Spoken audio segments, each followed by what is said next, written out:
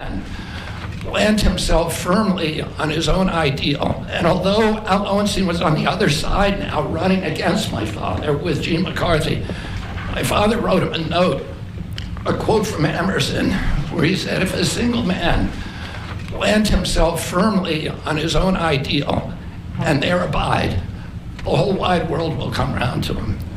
For 20 years, I've gotten up every morning on my knees and prayed that God would put me in a position where I can end the childhood chronic disease epidemic in this country. On August 23rd of last year, God sent me President Trump. All right. And he gave me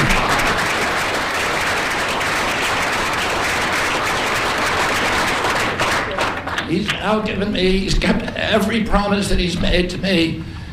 He's kept his word in every account and gone way beyond it. I'm so grateful to you, Mr. President. A lot of people told me that I couldn't trust President Trump, that I better get it in writing. And we did a handshake, and everything that he told me he was going to do, he has done.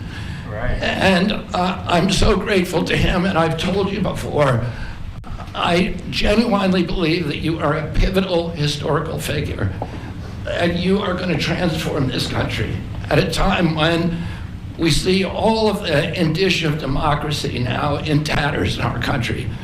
We see the rise of the military-industrial complex, the rise of totalitarianism, these attacks on our Constitution, and this breathtaking epidemic that is disabling our people.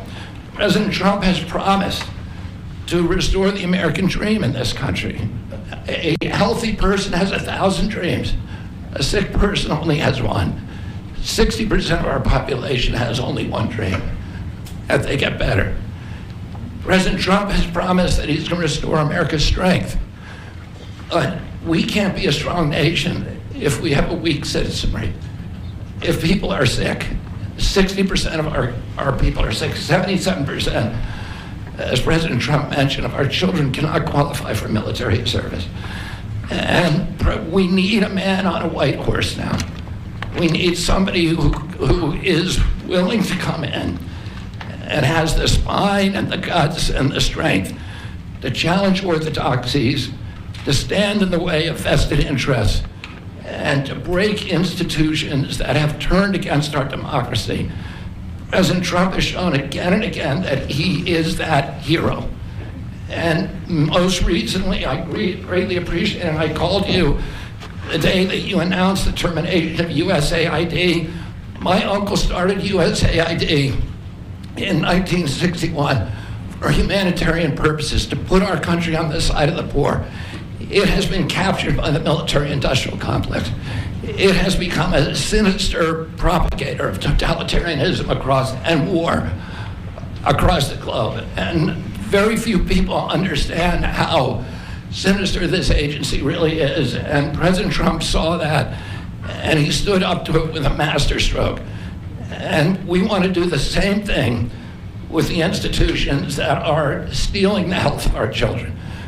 We need a revolutionary figure, and you are that figure, and I'm very grateful for you for giving me this opportunity. I want to recognize some of the allies that I've had in this battle for a long time: Senator Rand Paul, Senator Ron Johnson, Senator Roger Marshall, Marjorie Taylor Greene, and Buddy Carter, who've all been champions of the MAHA agenda before I even came along. I'm very grateful for you for standing strong. Thank you very much, President Trump.